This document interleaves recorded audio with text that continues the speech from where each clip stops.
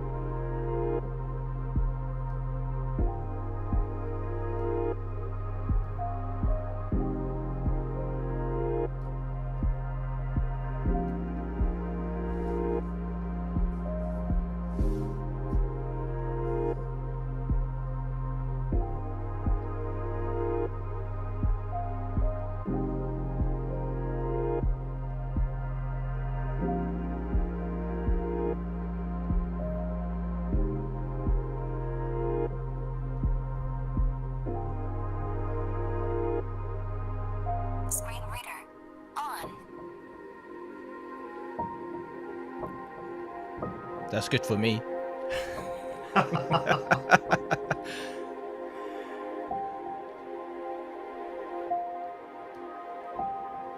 Yeah, you're gonna have to dig deep for that lens hood. Doesn't come with it. Yep, every accessories.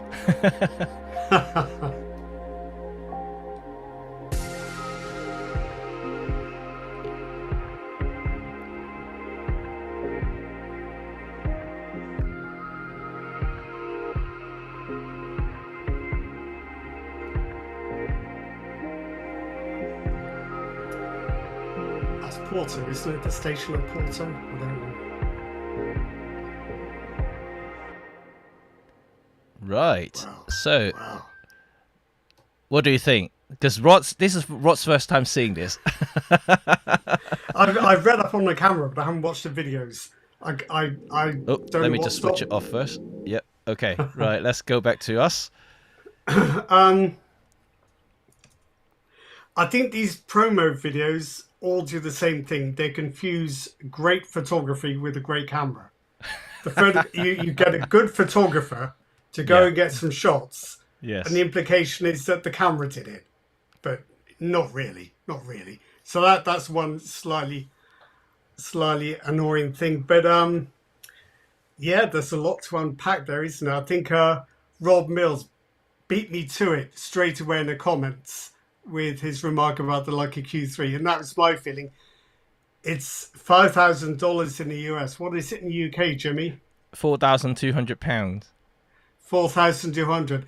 If you're in that deep, get the Q3. Yeah. Or you'll forever think, oh, should I have done? That's just my feeling about it. Really, it's a lot of money to get halfway to the kind of premium landmark compact camera, which is probably the Q3. And you got the badge. You got the red dot, right? You know, I mean that red dot usually command double the retail price. You know, look at Panasonic and Leica's cameras. You know, the RX100 and the Deluxe 8. You know, essentially the same camera, but you having the red dot is paying double the price. You know. Yeah, well, I think that's because Leica has done its magic with the interface and the finish and the design touches. But this is what Leica's good at, and it's not part of the specifications, but it's part of the camera.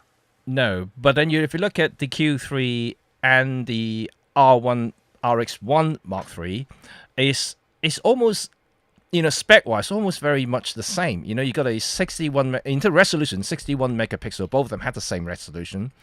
Lens-wise, okay, you got a 35mm f2 Zeiss. You know, compared to the Q3, you got the 28mm 1.7 Summilux. So, you know, 1.7 and versus f2, 28mm versus 28, you got similar look in terms of separation. You know, if you shoot wide open, and obviously 28, I think personally. 28 is slightly more versatile. You can just crop in a little bit. You got digital crop to 35, which you can essentially give you the same 35 f2 look if you really want to, because it's brighter to start with. I think I'd rather have 28 than 35, but then I know people who think 40 is even better. But it's all your personal taste, really, isn't it? Well, Q does offer the 43, right? The Q3 I'm 43. not buying two. I'm not buying two. What do you think? You're kidding, aren't you? Yeah, and both of them, you know, despite what Sony said about the latest AI subject tracking, this and that, you know, the Q3 also has the hybrid focus. So, you know, essentially it's performing the same. It may not have the intelligence or the latest AI tracking algorithm that Sony has, but by no means Q3 is any slouch. You know, like I mean, I've tested it. It seems to be very reliably tracking human eyes and faces in any given situations. And to be quite honest, a lot of the time people using this type of camera aren't going to take photograph of bird and anything, even though it has the feature in the Sony. But how many people are going to use this for, you know, that type of scenarios? It's not a high-end vlogging camera, is it? It's not a filmmaking camera. Well, it's got no IBIS to start with. We're getting straight into it, aren't we? No, all this is true. But if I can, my perspective on this is that I think what happened with the RX1 and the RX1R Yeah. originally, people thought it was amazing because there's nothing like it. No. Now there's lots like it. But as far as I can see, the RX1R III is the same camera, body, and design. Yep. Whereas other makers have kind of moved on from that. So back when the RX1R was first launched, it didn't even have an EVF, No. which today you'd be absolutely appalled. So the RX1R2 got a Yep. pop-up EVF in one corner, kind of fixed that, but it's not very high resolution. And the RX1R3 now makes it a fixed EVF, so you don't have to pop it up, but it's still only 2.36 million dots. So to me, it seems like Sony's done its usual thing. Take the same camera we manufactured 10 years ago and stuff some new bits in, and it'll be fine. I mean, I to me, I mean, just to talk about the EVF, that frustrates me straight away. You know, like, how much bashing do we get from the Nikon ZF when it first came out, having you know, like a very low resolution EVF, which is about 2.36, even a slightly bigger, but it's the same resolution for a £2,000 camera. People are already bashing it. And then when the 1,600 pound OM3 came out, has the 2.36 million dot EVF, people are bashing it too. And now it's Sony's £4,200, $5,000 have the same resolution EVF. I mean that's beyond me. So what sort of stick should Sony be getting from people? I think it's just the Sony strategy: reuse, repurpose, relaunch. 3 R's. Oh gosh, that's what the RX1R III, 3 R's. Yeah, exactly. Yeah. It's unbelievable. You know, like for a camera with that sort of price tag, I mean, you would at least give a 3.5 million dot EVF. It doesn't need to be extremely high like the 5 million dots from a Leica. A 3 point something million dot EVF is, is something what people would expect when you pay that sort of prices, right? I don't think 2.36 million dots is terrible, but like you say, if you're paying more money, you would like a smoother, sharper screen. Yeah. And I think what's the next one up? 3.67, something like that. Yeah. It's what you get in the OM1. Is that right? That's nice. Right. Yep. Panasonic, I think, is used a 5.76 million dot one, which is very nice. Yep. The A7R5, what does that have? Is that 9? Something ridiculous. Was it 9? I know the top end Sony camera has a 9 million dot EVF. Yes.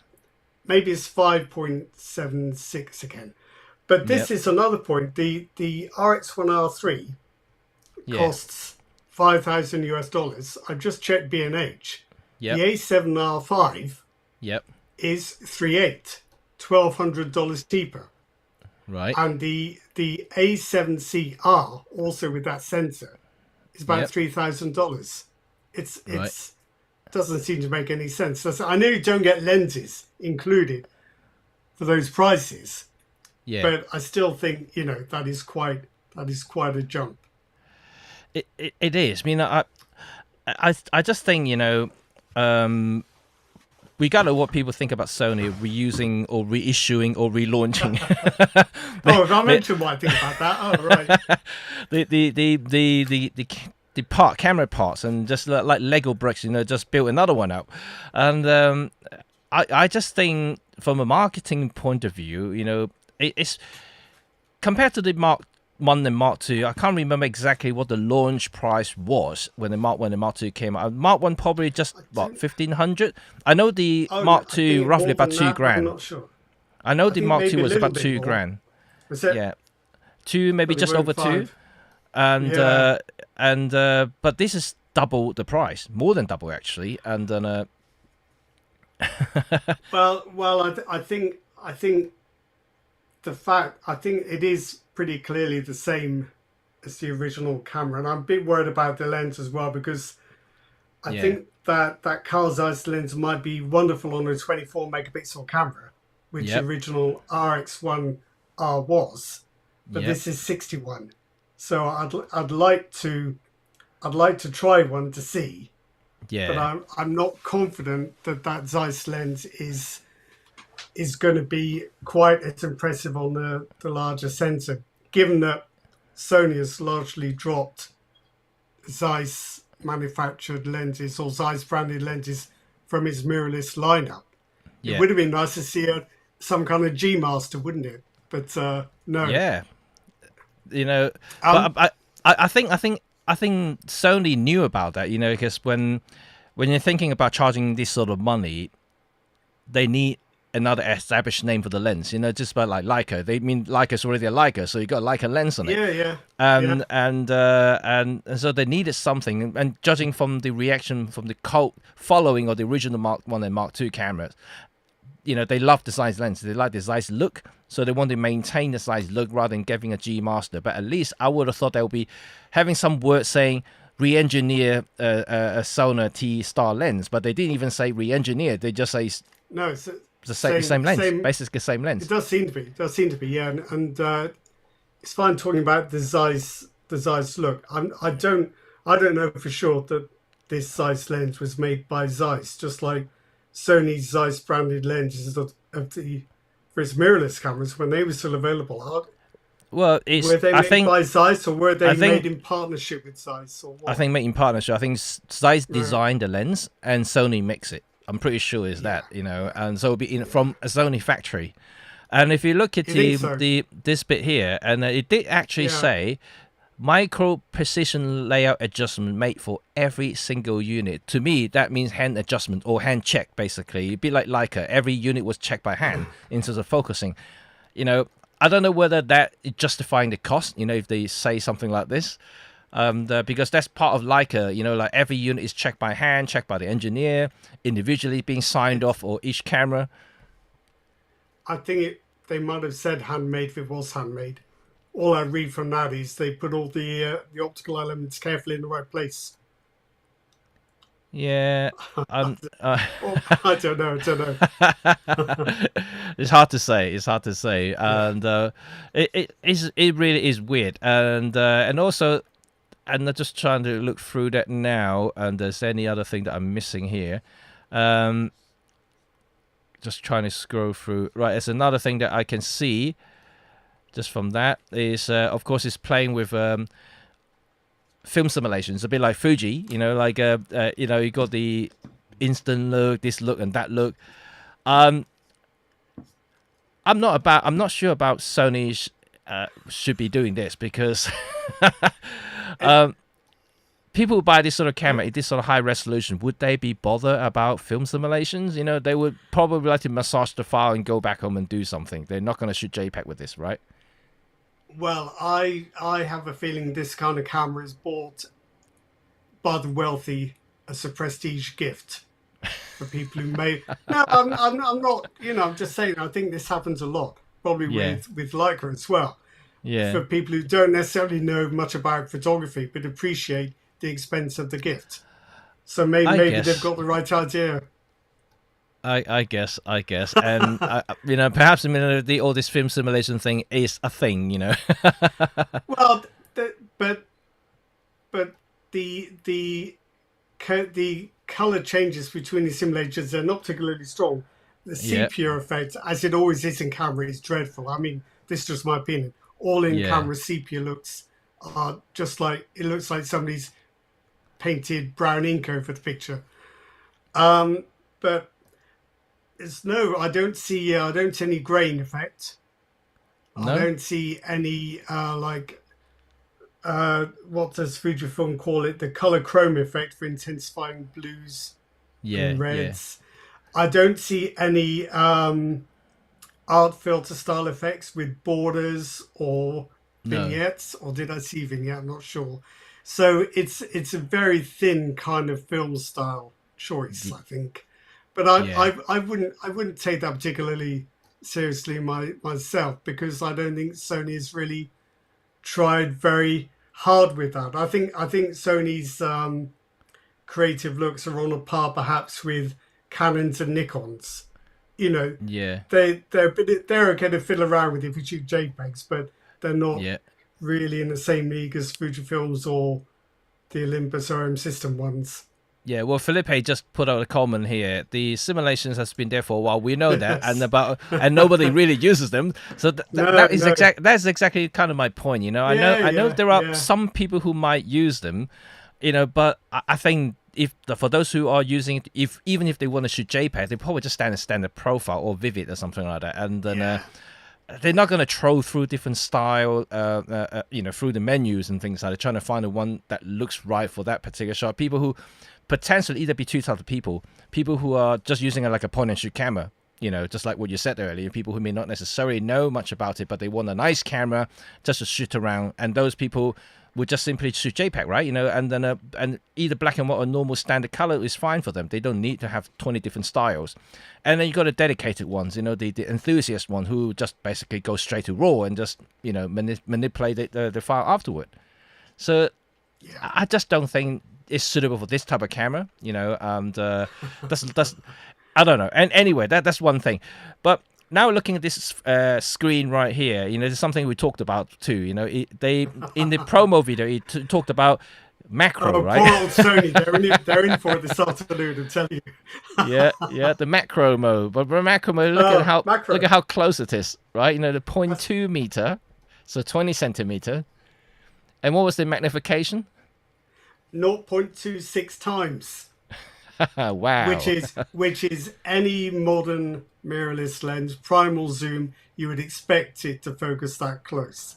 So I Yes. think this, in a way, is an indication of the age and a certain amount of hype around what the camera can do. I mean, 0.26 times the magnification, that's not macro. Canon got in trouble for offering is 0.5 times macro lenses, but this is something else. I mean, I just don't know. You know, that's again, you know, like it shows how much time has moved on since the last one. I think as well, you watch a video like this promo video, and Yeah. it reminds you that camera makers put these videos out as if these features have never existed anywhere else. Yeah. Whereas in fact, of course, we're used to them and have Yeah. had them for years. Yeah, But they like yeah. to present them as being unique to this particular product. Yeah, I mean, absolutely, you know, and but looking way back 10 years ago, you know, when the Mark 1, Mark 2 were there, and things were different back then. You know, a lot of people were still using DSLRs, and then but now everyone's got onto mirrorless. People are used to the close focusing capabilities of the new mirrorless cameras, full frame or not, you know, because they all can focus quite close now compared to DSLRs. I don't know. I think most of the DSLR lenses I've used will focus that close without making a big song and dance about it. It's just Well, quite normal. I think most of them were 0.35, 0.4, you know, You think- yeah, but like- that's a high number. That's high number. That's a high Yeah. magnification. that's true. Yeah. Yeah, it puzzles me, and then Yeah. the more things about puzzling about this the RX1R Mark III. The name is already quite confusing, to be honest. You know, why do you have so many R's in it? And it's really hard to pronounce. And this side towards screen also said that, you know, I have that sort of money I will spend for the Leica. That's exactly what we said earlier. I think if you're already in that deep, you're spending that sort of money. Wouldn't you just spend that tiny bit more to get, Yeah. you know, technically, actually, to me, it's a better camera.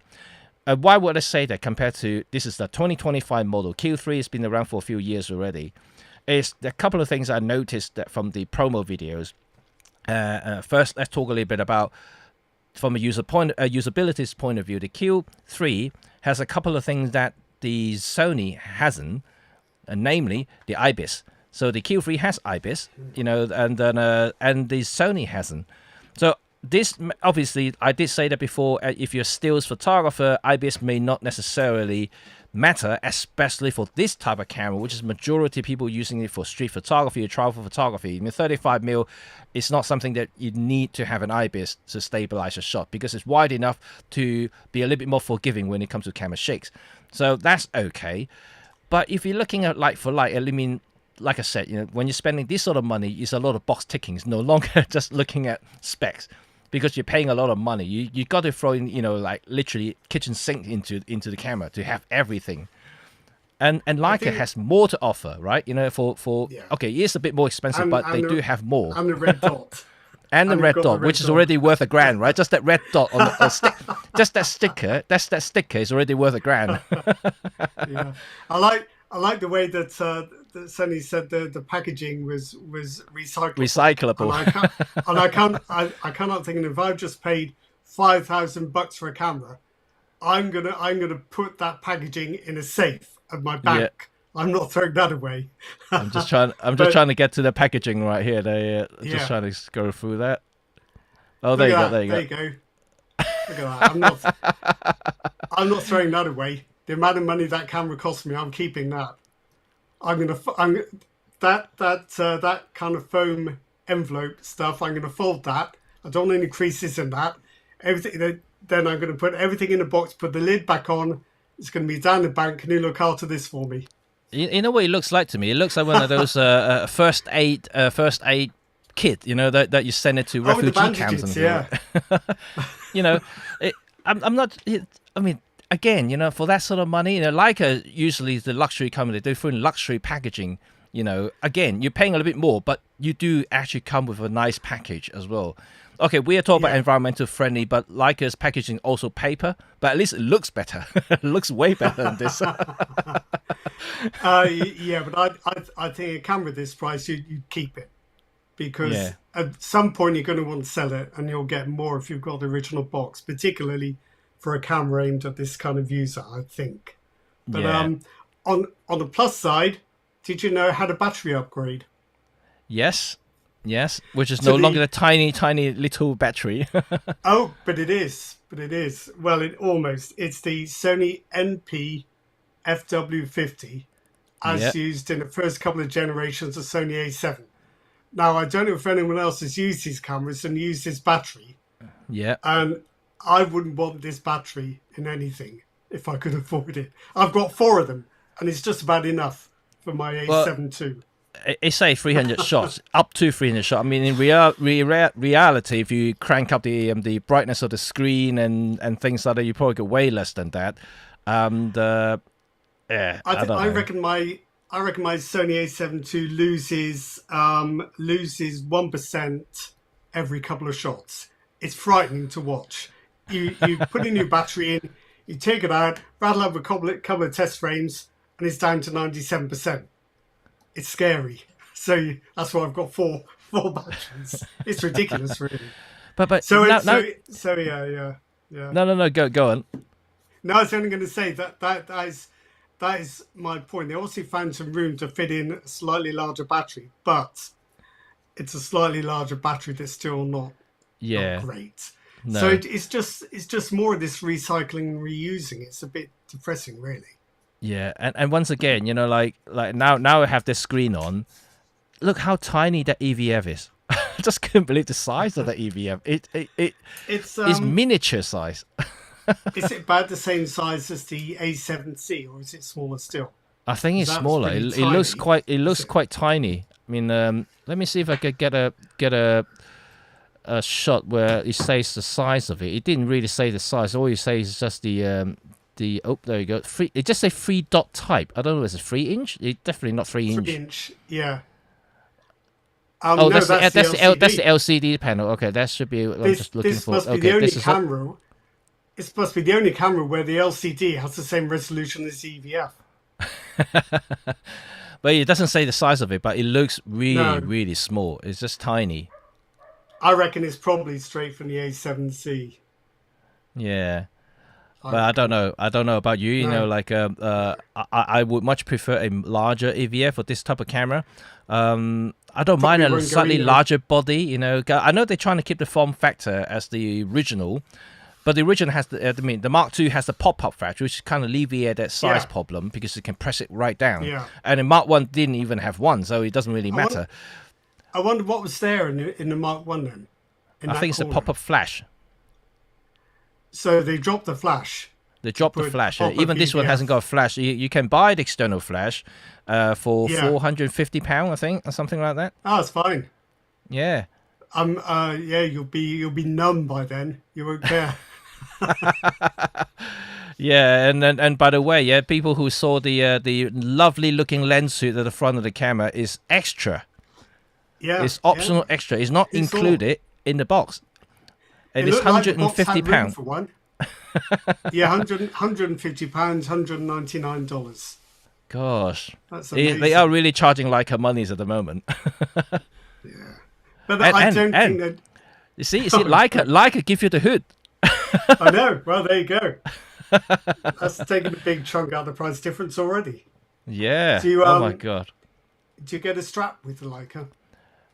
It comes with a strap. Yes, it comes with a strap. The Leica.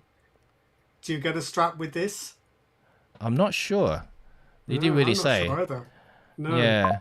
no. But for sure, the flash is optional extra. Like I said, it's 450 for the larger Yeah, one, 350 for yeah. the smaller one.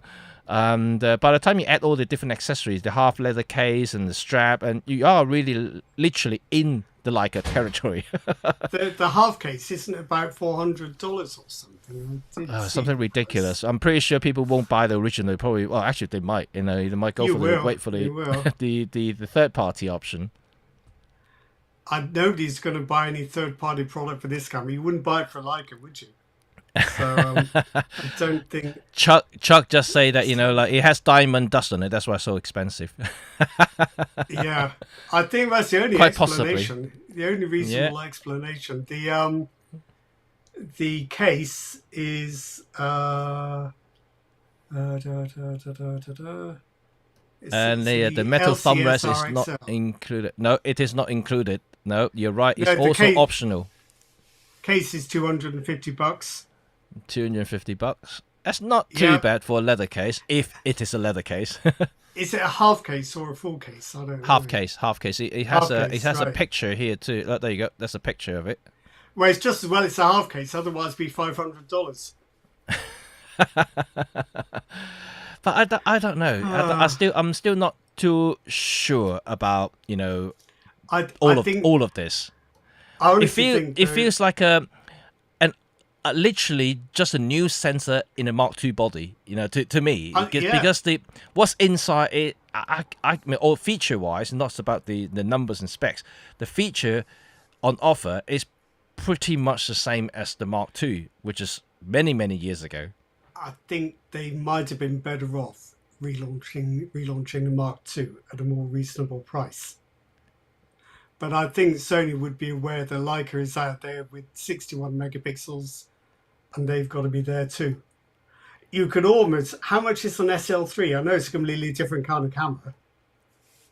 The But SL3 depends which model it is. It starts from about 400 big grand as well. So yeah, you're about the same money as well. But obviously that's without a lens. of course, yeah. Oh yes, of course. No, the SL3 is a lot more actually. The SL3S is a bit more, and the SL3 is a lot more. So I withdraw my comparison because it's not favourable. Yeah, I mean, obviously But Rob just say something about the Leica money, and I mean, I think yeah, when the Mark II came out, and let me just go shrink it a little bit. So when the Mark II came out, the Leica Q was already there, and then I think the price difference was half. So Sony did make some kind of as a bargain, as a full frame compact and digital camera. but also the Mark II had 42 megapixels, and I would have thought the Leica Q at the time did not. No, this I was can't. 24. It was Yeah, 24. so So so Sony the was offering RX1R II, more. yeah, Yeah, Sony was yeah, offering more for less money. right, But now, like so many years afterward, because Sony, this Mark III and the Mark II was such a big gap in between, and the yeah, improvement for this model over the previous model isn't significant enough to catch up even with the latest generations of premium compact cameras. Even like you said, the the Fujifilm X106 is a better camera technically, for the Well, price. I think it's a nicer, more sorted out retro camera Yeah, to use. They've nailed the whole principle of what that kind of camera should be, yeah. and I don't think Sony has. But I don't think the price of the RX1 R3 reflects the cost of manufacture. I think it's the price is chosen according to the market. I think Sony wants it to be expensive to give it that aura of luxury and prestige. And it's possible that they've looked at the Q3 and said, well, right, we were £2 cheaper last time we did one. We'll be £2 cheaper this time. But is it And two that'll be grand our though? pitch. Is it 2 grand? It's not quite two Well, grand though. what's the Q3? I What's the think Q3 Q3 cost? can get it for 5.2, and I You know. can't. Really? I think in Leica stores it's 5.5, but you can still get them for 5.2 because it's been around for a couple of years now, and Really? yeah. I don't think it's that much more. I mean, if I'm spending that much, I'll go straight to the Q3 territory. I guess I've been looking at B&H prices, and with the trade tariffs, they're all screwed up anyway. Oh, so B&H says 6.7 for the Q3, but I think Leica prices are quite high in the US at the moment, but maybe Yes, maybe quite some of our possibly. US audience But can tell us. in the UK, you can get a Q3 for 5.2, £5,200, and so So it's a grand 1,000 more, thousand more. a grand more. But to me, I think it's worth it. You know, you got the red dot, you got the IBIS, you got a Sony look lens, you do Well, got the genuine Leica look. well, there's a couple of other things. I can't see a focus distance scale on the No, RX1R. No, no. Let me and there's just go back to it. I don't think you can see it. oh, there's a no, Let there's me just it's see. just got like a zone focusing ring. There you go. Oh no, Can no, you you see haven't that? at all. No, it's macro or not macro. Yeah, Yeah, there's no distance scale, but the Q3 has is like a normal proper lens. It actually has something yeah, with. and also, would I be right in thinking the Q3 has mechanical focus, or is it focused by wire? I don't really know that. It's focused by wire. It's Is focused it by wire. okay? Yeah, they're all focused by wire. But the good thing about the Leica Sony lens on the Q3 is that it does have a hard stop. So if it behaves like a Okay, traditional manual focus lens, so it's a lot easier to control. It's not going to be one of those right. that spin forever. And the other thing is as well, if we're talking about retro cameras, which you would have thought the RX1R is aimed at, Yeah. where's the shutter speed dial? No, nothing. There isn't one. There isn't one. You got a compensation It's dial and that's it. yeah, yeah. So Yep, there you go. You can see it it's right there. no shutter speed dial. You got So mode dial, compensation dial, on off switch, and that's it. You have so to use the back wheel to control it. it's not really a manual retro camera, Not quite. It's still a really. point and shoot camera. Kind of, yeah. I guess, yeah. I guess you could call it that because you don't have direct physical control over these manual adjustments. So, I just think, sorry, Sony, but this is just typical. Never physically redesign a product ever if you can help it. I know it sounds harsh, but I guess this is how they control Well, I mean, their R and D like you costs. said earlier, I think if Sony have continued, like, making this RX1 series way back, like where like 2-3 years after Mark II, if you continue developing it, this will be Mark IV, Mark Yeah, V already, and things might have been different. But no, they if haven't made this for so long. But the updates, to me at least, apart from the sensor resolutions, is not that much of a deal. Like especially in 2025, where competition is so fierce in this space. if they could have brought themselves to make a slightly thicker body to get IBIS in there, that would have helped, and just make it slightly wider to get a proper EVF in, Yeah, and just absolutely. swallow their principles and put a shutter speed dial on it, that would have made all the difference. But I think this kind of physical redesign is something that Sony doesn't like to do. Like the same Well, A7 body for the last 10 years. I don't want to make the same old complaints, but this is just how I see it. Yeah, That they will yeah, never willingly carry out a physical redesign. yeah, yeah. Oh, actually, yeah, that's So another good point that the side towards a screen actually mentioned. There's no tilt screen on this thing. I thought there was. I think it looks fixed to me. It does look fixed I to me. thought there was. I thought there was on version 2. Oh my god! Yeah, now look at it. There's no hinges. I think you're right. There's no tilt screen on this thing. Oh my god! It's even worse then. Did the RX? Oh Oh, my god! Oh Jimmy, you're jeez. furious. I am I, furious. Oh gosh, seriously, what Sony is made me going on, think the RX. Sony? Yeah, Sony it's made me fixed. You can think see the there's no RX. line. Yeah. There's no line around it. So yeah, it's fixed screen. Wow. So another Good thing to news. talk about now. My God, 4.5 grand with no tilt screen, small tiny EVF. You probably even kind of, oh gosh, that's No horrible. ibis. No No ibis. IBIS, not weather Battery seal by that the was out. way. No, no weather Battery that seal. was out of date 10 years ago. Oh my I'm gonna goodness have to write me. an article. I'm gonna have to write an article on my I should make a website. reaction video out of this. It's probably unfair to do that without having one in your hands, but it Yeah, is yeah. quite difficult in the UK to get a sample of any new camera I don't unless you think want I to. don't think anyone has it. You know, I try and troll through any YouTube. Is it So no one has one for is review. is it one of those stealth launches that they're slightly embarrassed about? It was quite quiet. I mean, I didn't even know Very about it quiet. until I saw Well, some news kind of notification popped up on my screen. I said, oh, okay.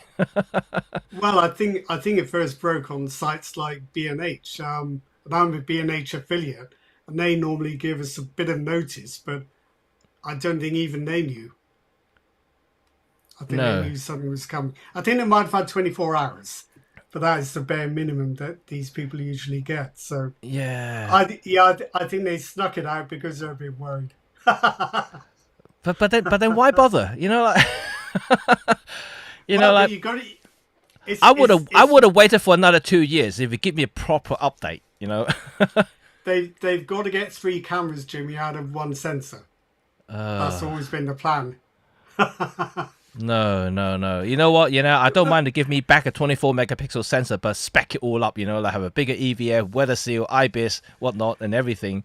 Well, I think if you've just got to go back to the RX1R II, which had that 42 megapixel sensor.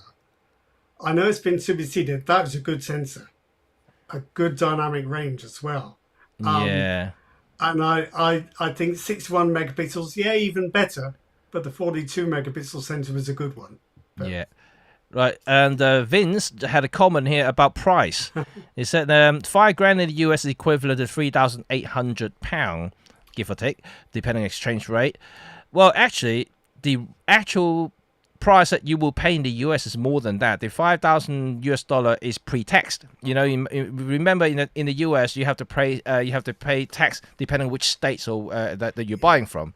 Each state has its own tax rate, so like you'll be actually paying a little bit more than that. So equivalent terms, you're probably roughly the same price, to be honest. But the US traditionally, before the tariff things going, it's a little bit cheaper than what we pay in the UK because UK VAT is 20%, so it's actually quite hefty, yeah. to be honest. And UK importers generally take a slightly bigger cut, I think, than US importers. I think I've seen this over the years with all sorts of different brands. So I Yeah. don't think you can't do a straight dollar to sterling conversion because the tax situation is too complex for that, really. Yeah, yeah. So like Chuck actually just clarified that it's Yeah, between 3.5 to 10%. So imagine 10%, so you basically pay $500 on top of that, and yeah. that is very expensive. Yeah, but it's the same situations, as everywhere though, depending on where you buy. And in Asia, for instance, if you buy in Hong Kong, there's no tax. So that's why Right. people buy a lot of goods when they travel to the Far East, because tax there is virtually non-existent. You just buy the And camera at cost. next time you go over, Jimmy, can I give you a shopping list and a big Sure. suitcase? Why not? Why not? I just have to be very stealthy when I come back, like when I have Oh, right, overweight 'cause luggage. You'd have to pay import duty, wouldn't you, coming Yes. into the UK? So Yes, you basically had to pay VAT on you have to anything pay. you import. You pay VAT only, yes, but there's no Yeah, handling fees and things like that. Yes. no, no. So that's 20%. So But then again, that also stings. depending on the exchange rate, if you got a good exchange rate, you still worked out quite a bit cheaper. Yeah, And yeah, like the pound to the Japanese yen is very strong for the past 18 months now. You know, one pound to almost 200 yen. So you are getting a great deal when you go to buy a shop in Japan. So if you buy anything from Japan, like this one, perhaps this camera right here could potentially saving you £700 just by us buying it in Japan. It's quite tempting. And I used to have a colleague who bought from anyone heard of Panamos? Yeah. So he used to buy stuff from them, which I always thought was dodgy because it saved him a lot of money. But I thought, how does the stuff get from there to the UK without attracting duty? Is it all done on the quiet? And because what will happen normally is if your package is stopped at customs and duty has not been paid or declared, you, the buyer, the receiver, becomes liable for the duty, or your goods are held by customs. Yeah. So you've got to be a little bit careful. It is. And then another thing, I'm just looking at this video here now, even like this feature that when you rotate the screen and the menu goes with it, and this been around for a long time, you know, like it's not a new feature. And I really don't understand, you know, this should be something to be boasted about. You know, I've seen this in Nikon's camera, in Canon's camera, and I'm pretty sure in some of the Sony cameras already does it. So it's not really a new features. Yeah, it's new to the RX1R. Yeah, well, it's another thing here as well. This is what caught my eyes, obviously, from the promo video, is that obviously every camera now has this Wi-Fi thing that connects to your smartphone app, then can basically download the pictures and whatnot. We already know the limitation of this Wi-Fi app connectivity thing is not only horrible, unreliable, but also very slow. You know, like for even Micro Four Third cameras that I have, 20 megapixel files, which is not actually that big. And that's already taking ages to transfer to the app. And you talk about 61 megapixel, which is like 3 times the size of the file. And you can imagine the time just to transfer these files over to your smartphone, just to look at. You know, you can see the thumbnails being built as the file being transferred. And this could potentially take minutes, if not like tens of minutes, you know, just to see the images. Yeah, and I'm not sure what Creators App and Creators Cloud Web are. They free Sony storage services? Well, Sony users or Sony experts can chip in here, you know, because I'm not really a Sony expert, and No.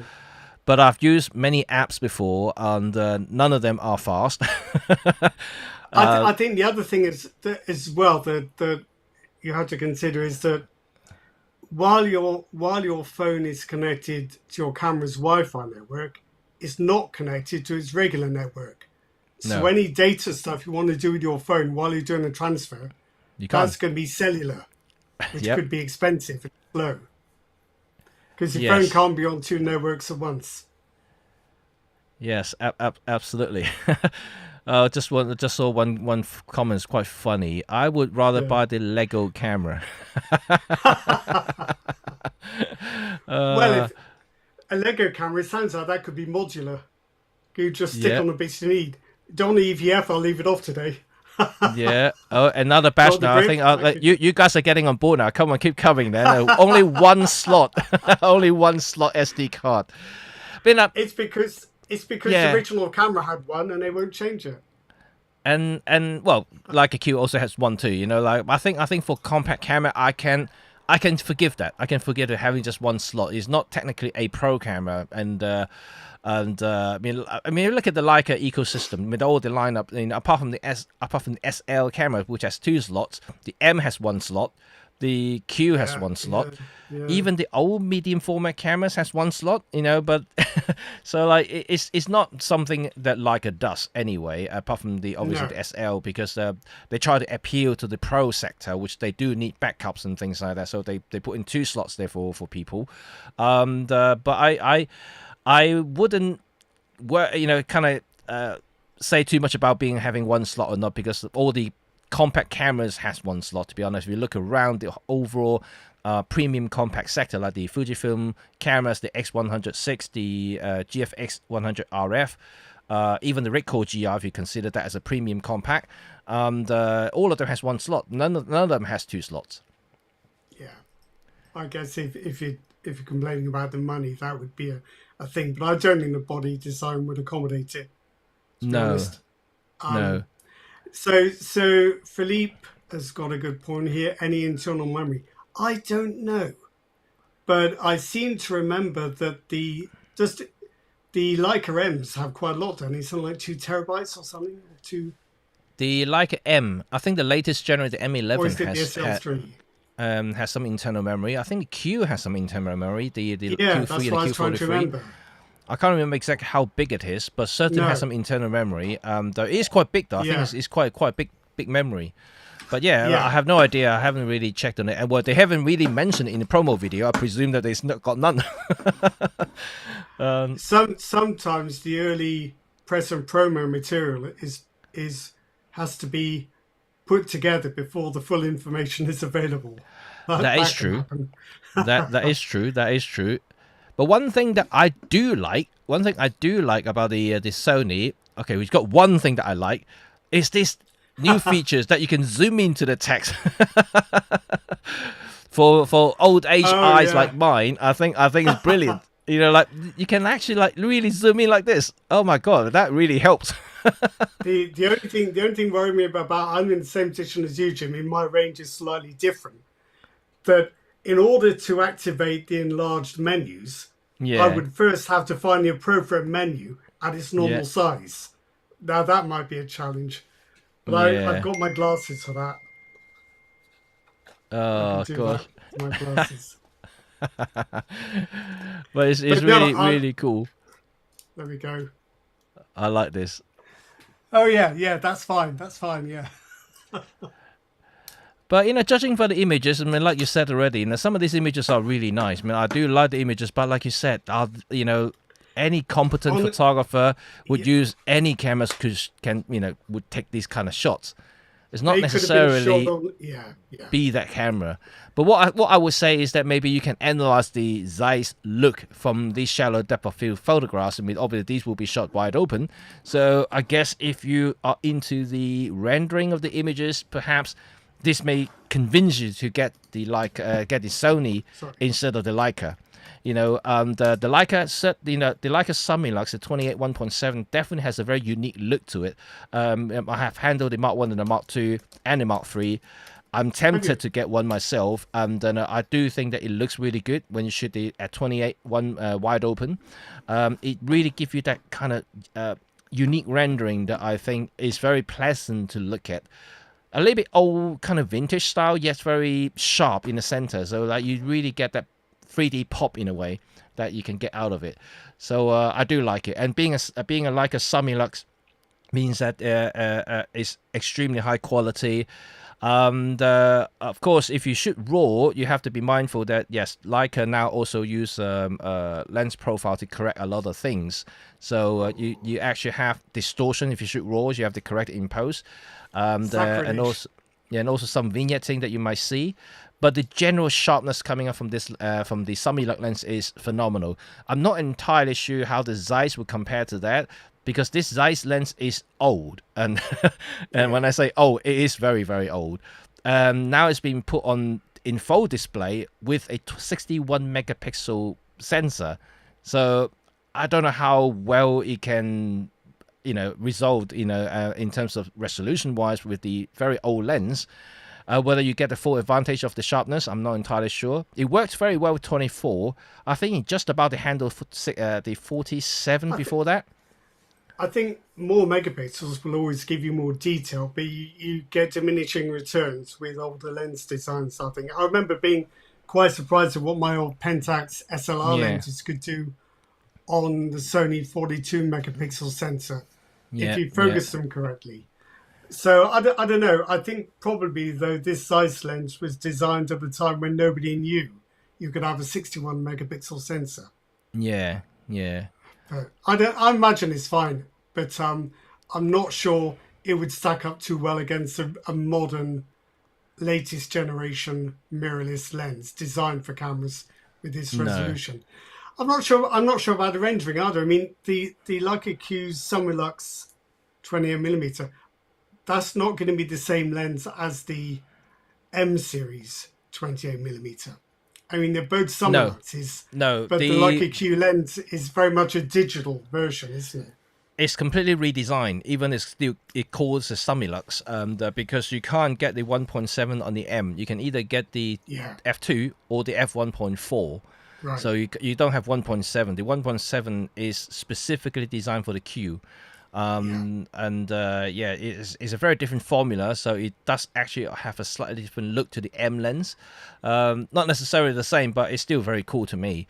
So I I've only used the Q2 monochrome. I haven't used the Q3. I thought the Q2 monochrome did have quite a digital look, but then maybe that's just the light I was shooting in. You know, possibly, didn't have the same kind of aura as the M lenses. yeah, But you know, you can be mistaken about these things when you've quite only used things briefly. quite possibly. I haven't tried the Q2 monochrome. I just tried the standard Q2 before that. Yeah. All And right. but Right. I like the colors coming out from that camera even without Yeah. touching Yeah. it. Yeah, it's actually quite unique. So I do like that. So Chuck said, is there any rendering between the size branded Sony lenses and the regular lenses? I never noticed it, but then I might not be very sensitive to that. Um, Yeah, the only two Zeiss Sony lenses I had were the 16 to 35 f4 for full frame, which was quite average and yeah, had pretty normal average sort of digital rendering, and I had a 16 to is it 16 to 70 for yeah. APS-C, which is not very good, to be honest. No, But I think you might see more different rendering with the Zeiss Milvus lenses or the other primes, which are yeah. definitely made and designed by Zeiss. Yeah, I mean, I think that Zeiss is a funny company. You know, like I've used different Zeiss lenses over the years. I mean, I have a couple of their M mount lenses for Leica cameras. I do like them, but they by far the best M lenses I've used. And I mean, it is good value for money because let's say the 35 1.4 ZM, it's still not cheap lens. It's about £1,500. But compared to the Leica 35mm Summilux, that is about £4,000. So it is quite a bit cheaper. Yeah, So pound for pound, I mean, I think the Zeiss is value for money. It's definitely performed a lot better than the Voigtlander 3514. That's for sure. Even though they are actually technically from the same company, but then it's a slightly different look. The Voigtlander has its own look, but performs optically worse than the Zeiss lens. The Zeiss is way better in terms of optical performance. Zeiss does have its own look as well, but definitely not technically superior compared to the Leica lenses by far. Like you can't really compare the Leica lenses. They are really something if you really spend that sort of money and starting to appreciate the engineering side of it. But Zeiss lenses is also, if you look at their SLR lenses and then like the newer mirrorless lenses, they're all very different. I mean, they some of them are really good. Some of them are at best average. Like you said already, the Sony Zeiss lenses aren't particularly good. A lot of them are very, very average. It just got the badge on it, but it doesn't really shout and scream the traditional Zeiss quality for some reasons. Whether it's to do with Sony manufacturing, I'm not entirely sure. So it's quite hard to tell whether it's actually any difference in terms of look. Because sometimes, because of the inferior performance compared to some of the better Zeiss lenses, it's quite hard to compare like for like, because the Zeiss is at the moment, I think, it's very segmented. The lenses are not very consistent. And compared to the older Zeiss, back in the 60s and 70s, the modern era Zeiss lenses are all over the place. Some are magnificent, some are just really, really bad. it's difficult. I think isn't Voigtlander now owned by Cosina, Cosina in yes, Japan? yes, it is, And yes, yeah, I think they do a pretty good job. They make nice. I had a 35 millimeter f2.5 color Scopar, that's a which really good was lens. mine was a bit soft on one edge, but in terms of how they're made, they're lovely, lovely Yeah, lenses, and it's quite refreshing to get to use a lens that's made that way yeah. compared to how they're made now. But not always very practical, but still No. very nice. Well, the Voigtlander. What I like about Voigtlander is, and for people who use Voigtlander, you can chip in a bit of two as well, just to see whether you agree with me. I like Voigtlander, not just about the look, because Voigtlander really does have its own rendering, very unique, very different. But it's the build. I think Voigtlander, to be honest, I think Voigtlander built better than Zeiss, and then because the metal that they use. And I also like the direction they're taking the lens design as well. It's not too modern. They want to keep it as traditional. They want to keep it as the kind of like a almost like vintage looking lenses that's made for the modern era. So they don't go like Zeiss. Some of the Zeiss design in recent time is very weird. Some of them are very smooth, very kind of like aerodynamic. You can even say it. It just very. It just doesn't look like a lens at all. And but.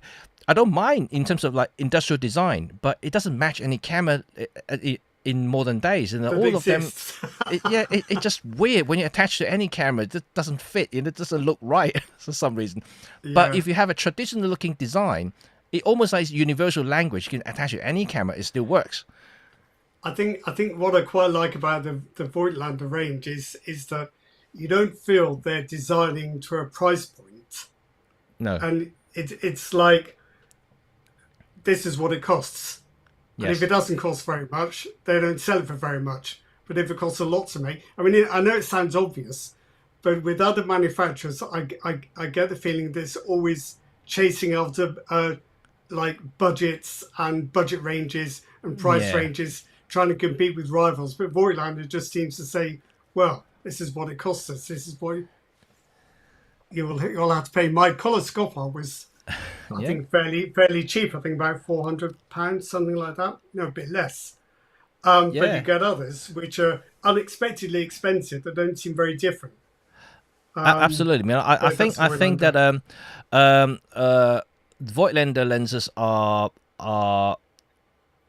definitely, in terms of look and feel and the design and the construction of it, is above its weight. It's also like, I think is, if you're looking at the price in general, I recently bought, when I was in Japan, I bought the 28mm f1.5, the reissues, well, not reissue, but the vintage line.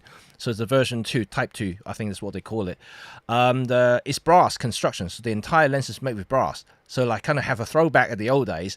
They do offer the aluminium version for $50 less, so you're not paying that much of a difference from an aluminium version to the brass version. I chose the brass version because I just like brass, and then it's definitely more heavy compared to the aluminium version. But for that, I'm willing to pay for that. And even if you look at the price for that lens, when I paid in Japan, it was about £500, I think, just roughly. In the UK, it's about 700, I think, or 800. It's not particularly expensive for a 28mm 1.5. It's actually a very good sharp lens as well. So it's actually pretty decent for that price, because any of the 28mm fast 28mm lenses on the market now, whether it's going to be 1.4, 1.8, it's going to cost you roughly, about the same price, if not more, for the autofocus version. So I think it's very reasonable for what Voigtlander has done, and in terms of material, it's definitely built way better than any modern lenses you will see, because it's full metal construction, proper glass in there, and it's just worth the money, to be honest. So that's an interesting thought. There is that we shouldn't forget that Voigtlander is the third option, really. Yeah, it is. Or an additional option. But I see Anthony and Rob Mills have given us an excuse to bring up other cameras. If we're not going to buy an RX1R III, I think we've covered the Leica Q3, because that's quite expensive. What would we buy? Or would we not buy a compact camera at all? I like the idea of compact cameras. I actually do like it, because there are times, I just like a small cameras that I can take anywhere. Like there are times that I just don't want to lug around different lenses. Just, if I'm going for a night out or just a quick stroll down the street, or going out with the family. Yeah, and I don't need anything. John, and make them think you've deserted them. Just carry a small camera. Yeah, and then I just carry something small and light and compact, right? And I think compact camera has its place. And as being a photographer, you want something slightly more capable than a a simple camera you buy for £200, right? So so there is a market for that, and I do appreciate them. Obviously not for that sort of prices. I mean, if you pay for like 4 or 5 grand, I mean, this is a very different category we're talking about. But the Ricoh GR is definitely something that I always wanted one, because it's so slim and small. Even though it may not be technologically advanced cameras, and then even with the GR4 coming up, I think it's pretty much the GR3 with some slight updates. A little bit like the RX1 Mark III and the Mark II now, isn't it? or given what Pentax often does, it might be a slightly older design with a new name. Yeah, like Pentax had phase detect autofocus with the K70 years ago. Then they forgot about that for a while with their next batch of DSLRs. We're not going to end up. We're going to end up back where we've been before, aren't we? With the new Olympus, with an Olympus trip, digital trip. That's what was Anthony was saying, isn't it? They bring out the XA1 style camera with a micro four thirds sensor with 14mm with the sliding cover. Yeah, brilliant. You know, I had one for a while. Yeah, I still have one. I actually have 2. Well, the thing is as well that with that design, you don't need a case, because the camera is the case. It covers the lens, protects the camera. And it was the XA1 was actually a rangefinder camera. It actually got a manual focus rangefinder. The XA1. It's the XA2, 3, and 4 that didn't have it. Yeah, that's why the XA1. Yeah, the XA1 always command more money, and also becoming a cult following, and because it's a rangefinder. I had the XA2 then, not the 1. Yeah, I love the XA1. Know about the rangefinder. Yeah, now you're going to search for one now. Yeah, I'm just looking now, yeah. You know me so well. Yeah. It's a brilliant camera. I love it. But the thing is, obviously, serviceability is quite bad, because the camera is very plasticky, very unreliable. Many of the cameras we buy now either have electrical contact problems and or unreliable shutters. So you've got to be very careful what you buy. I think it's like if you're a fan of 1970s and 80s SLRs like I am, it's very hard to find them still working. And I think that's one thing that has moved forward. You can buy a digital camera now, or you could buy one back in 2010, and it'll still work today, as if nothing has happened. That didn't really apply with film cameras so much. No. But yeah, I mean, I would like to see an XA1 style, or even Trip, like you said, Trip. A Trip camera being relaunched by OM System, like using a 4-thirds sensor, fixed lens. Oh my God, that will be everybody's dream. I think it could potentially sell very well, considering the pricing of it. I mean, if OM System does thinking about this kind of compact camera, fixed lens compact cameras with a micro 4-thirds sensor, they could potentially sell it for £800-900, and that would be awesome. OM1 RX, couldn't you? That would be cool. OM1 RX4, that'd do it. But this is the thing, isn't it? I think this is why I think Sony is marketing the RX1R III as a prestige camera, not as a practical tool, because it's got more resolution and more expense than people are probably looking for. I think somebody remarked earlier on, is Sony trying to sell more, trying to push more business towards Panasonic and Fujifilm and their compact cameras and Leica. It's way back at the start of our conversation.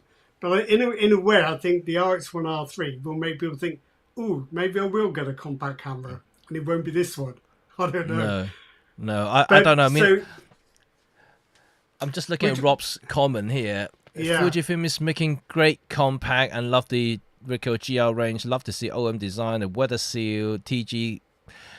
I think, like if OM obviously hasn't quite... the TG7 is really more like a rebatch version of the TG6.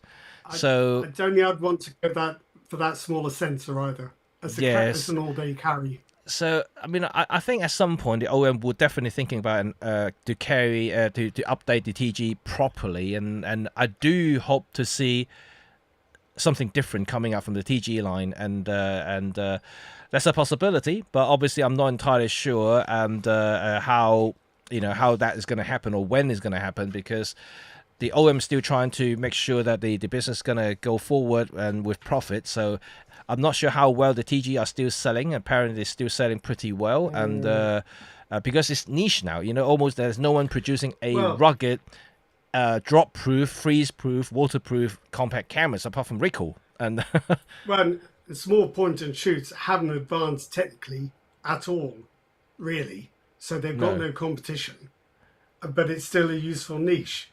it is. Fujifilm stopped making them. Panasonic stopped, and Nikon stopped. At one time, everybody made them, and now it's only own system that's left. I think what they could do is they could take the EP7 and weld the 14 to 42 zoom onto the body and call it a compact. Or do you mean the compact pancake lens? Yeah, just screw it on so you can't take it off. So look, we made a new compact camera, Yeah. non-interchangeable lenses. $200 more, but it's a compact. Well, that's essentially what the RX100 is. It kind of is, and I think Panasonic ditched that a bit too quickly as well. Now Leica's mopping up all the gravy with the Deluxe 8, I think. So you think that Panasonic has given up too quickly? Yeah, it left the door open for Leica to keep making a camera everybody wanted at 50% more cost. But with the red dot, I think the Deluxe 8, if I could justify the cost, I'd buy one tomorrow. Yeah. I mean, I would too. I mean, like I said, I mean, I would like to have a nice compact camera, and but at the moment, I don't know what I would like to get. I would like to get an X100, only if you can get one, and then maybe I have to wait until the Mark 7 come out. Then I'll be able to get a Mark 6. The only thing I find with my X105 was that in principle it's wonderful. The camera is absolutely beautiful. You've got these physical controls. It's slim. It looks wonderful. You've got the hybrid viewfinder. But then I always found after half a day going around with one focal length, I was just getting fed up and thinking, I've missed that. I can't do that. I can't get that shot. Yeah, I can't get far enough back. I'm fine with that. I've been shooting with the X-Half for a while, and then I kind of like that little camera. I mean, it's got a fixed focal length lens, and it really, technically is a point and shoot camera. It's a very basic point and shoot camera, just overpriced. And but it's a fun little camera to play with. But and for the last couple of weeks, I've been using the XM5 again.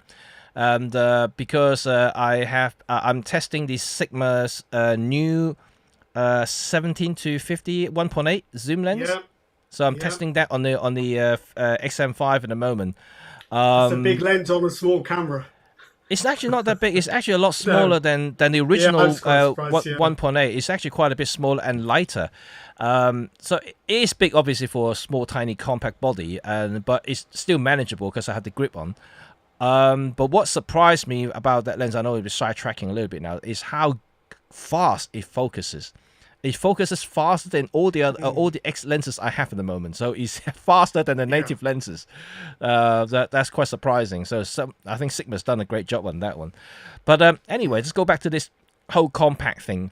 So if there is one compact camera you want to get, regardless of brand or money, what would you get at the moment? Like, we list out quite a few out at the moment. So Sony is now entering the fall. So like, which one would you get if money is no object? Oh, I think I'd struggle without a zoom lens. Oh, So I think it would be the Deluxe 8. right, okay.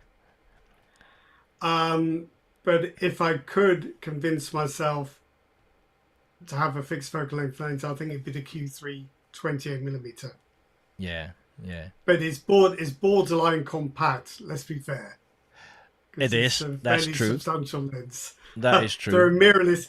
There are mirrorless 28mm lens combinations that are smaller than that. Well, the XM5 with the 23 Well, mil pancake lens is equivalent to 28. You know, it is quite small. I was thinking if you were to look at full frame, I suppose there aren't really many comparisons you can make. You could say the Sony A7C-R, but then I'm not quite sure what lens you could put on it to compete with the Summilux on the Leica. It's quite difficult. It's quite difficult because mirrorless cameras are just as small, but then the lenses complicate the equation, don't they? They do, they do. I mean, I want to see what the audience think. You know, like if you can buy Yeah, one yeah. compact camera, which camera would you buy now? Since now we have another new entry into the market. But like like what said, you know, I think it's quite hard because they all offer slightly different kind of features and focal length and style.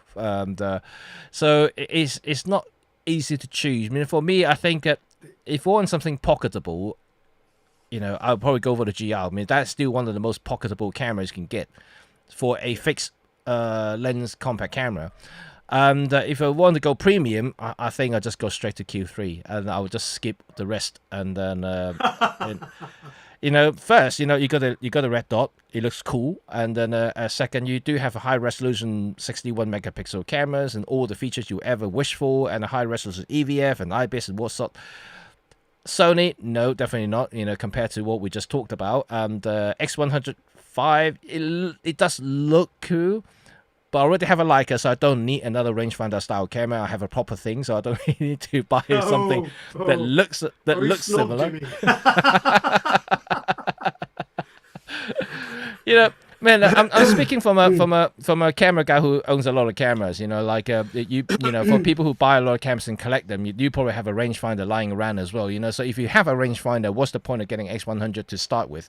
You know, you're getting a digital version that is not technically a rangefinder. It's just a rangefinder style camera that has a really cool hybrid kind of viewfinder. Well, I mean, technically, it's cool. You know, maybe at some point I would like to own one just for the sake of the EVF or the hybrid viewfinder. But I think for shooting wise, I'd probably just, you know, go straight to the Q3. I know it costs a bit more, and but I think it's a better camera for my case. Yeah, I think the best compact camera I've ever had, and it's better to have, is my Fujifilm X30, but the sensor's too small for today's needs. Yeah. But that's the best one I've ever had. But this side towards screen makes a good point. A everyday carry camera you keep at the bottom of a bag or a pocket. Yeah. You're not going to do it with a camera that costs $5,000, because you know when we know what it's like when you're out traveling. Yeah. You're leaning off the side of a boat or sticking your camera out a bus window, or you're quickly putting it down on a coffee table while you get your wallet out. If it costs a few $100s, you know, it's a risk, but you're not going to worry too much. If it costs a few $1,000s, you're not going to let anyone see it. Well, but Rod, nothing costs a few $100 these days. Well, no, all right. Well, let's say it costs $1,000. Yeah. You've got a compact travel camera. You can't get one for $1,000. I'm wasting my time, aren't I? But you know what I mean. If you're going to have an everyday carry camera for point and shoot casual photography, it's probably got to be reasonably cheap. Yeah. So that you don't worry about it too much. Right. So I'm just looking at some people's feedback now. Chuck would go for the Mark II, the RX. The RX107, right? Yeah. Or the with the GR2X. That's good. Is it 3X or 2X? I can't read. Is it 2X? 3X. 3X. You need the text enlargement feature. I know. I'm telling you, my eyes are really bad. And then Eric is saying that the Q3. I mean, not the Deluxe 8. And Patrick's go for the X106 or the GR3. Okay, that's good. Okay. And who else has chipped in here? What's this one here? Part of the point and shoot is the grab and go bottom of the bar. That's what you said already earlier. Yeah. I just got a feeling that if you sat in a bar at the beach after a few too many Heinekens, Yeah. and you decide you want to do some sunset photography, Yeah. and you drop your camera in the sand, or or you fall over, or any of these things, or somebody decides to rip it out of your hands, Yeah. you'd rather it cost a bit less. Yes. Yes. And if Well, it's that's and if that it's that's why you buy travel insurance. okay, Remember, if you okay, carry an expensive camera, make sure that you have the insurance in place. it's a point. It's a good point. Yeah, Yeah, yeah, to be honest, like even you buy camera from Wex and things like that now, they offer you like camera insurance to take out if you want to, I because cameras are noticed actually. expensive Yeah, these days. Cameras are so expensive, not like yeah, the old days when they were like you said, $300 or £300. All the cameras are now freaking expensive. Like if you add yeah. a lens or two, you're talking about a kit worth of a 3 or 4 grand minimum. So like you are taking 3 or 4 grand every single time when you go out. It's because we all want new cameras. Yeah, that's the We don't point. use the old ones.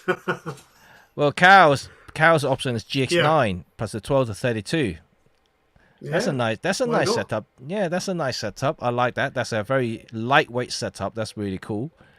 Maybe Yeah. maybe I need to think. I've got an article idea here. Who needs a compact camera when you've got mirrorless cameras this small? You've got to find the right lens to go with it. But that Panasonic 12 to 32, it's quite a I neat little lens. I guess that's another point, like that you just said there. Who needs a compact camera? I mean, unless it's got some style like the X100, like the Fujifilm cameras, like the X100 series or the GX F100 RF series, and or the Leica Q, which has the look. And Sony has neither. Has no look, and is essentially a bar of soap. Good, That you taking that some angry pills this afternoon, Jimmy. I was so looking forward to it. I mean, if I said to myself, because I did like the Mark II, and then I thought, if they Yeah, ever yeah. release a Mark III, I could potentially They get. might evolve it. Yeah, Yeah, I would yeah. potentially get one, but now it's here, and now I look at it, it's like, oh my god, what have they done to it? It's actually I would rephrase it. What have they not done to it? Just it's horrible. It's just a I've man never, up. I've, Uh, I've never it's not a seen you this 2025 camera. upset. I've never seen you this upset, Jimmy. It's not a It's 2025 sad camera. to That's see. I know. I mean, But could you not be tempted by an A7CR? I don't know, man. No, I'm never a no. big fan of Sony. I'm never a big fan of Sony. The only Sony that I really, really like is this guy here, the RX100. Yeah, This yeah. this is Mark 5, I think. I like the Mark 5 because it still has the fast aperture lens. So this Yeah. one has the 1.8 So aperture, the widest end. All the three later times zoom. version, yeah, all the later version That would has make sense for me. the 2.8. I think the 2.8 lens or the f2 lens. I can't It's remember a, now. it's a 7 times zoom. I think it's 2.8 to. Yeah, I I mean, don't know. I'm I guessing. don't need the bigger zoom range. I want a faster lens. So this one has f1.8 aperture. I think it makes more sense for me, and it's really cool. I do like the little pop up EVF, which you I hate. I couldn't. I could never get along with those RX100s, but I can see that would be a logical replacement for um my Fujifilm. Yeah, it's a great little lens. I mean, I really really like it. And Okay. talking about compact camera, like if for those who are in the Michael Four Third community would definitely know about this guy here. This is the Yeah, GM1, yeah. which is essentially the same size as this. Yeah, but look, In it's got fact, big it's fat actually lens on slightly it. smaller. Yeah, just need a smaller lens. Well, this Makes is a you small realise lens. how small the body is when you see that Yeah, Olympus pancake on it. this is the Olympus pancake lens, and the reason is because the Panasonic pancake lens broken, fallen apart Oh, completely. I haven't used it; it just fell apart. So, which oh. which is quite bad. I think Um, the Olympus lens is a little bit better. The ones I've seen, my examples, the Olympus lens has been a bit better optically, but yeah. the Panasonic one has a physical zoom, which I like, and it goes a Yes. bit wider. So it swings and roundabouts, really. Yeah, But but yeah, that'd be it's the good. zoom That'd it's be a the good zoom ring that combo. came off completely from the Lumix Oh, lens. did it? Yeah, completely came off. Yeah, so Awkward. it's yeah, it's very awkward. So so that's why we replaced it with the Olympus version now. But yeah, I mean, I think the only Sony camera that I ever liked was the RX100, and I tried the A7 series, I tried the A9 series, I tried the A1 Yeah. series.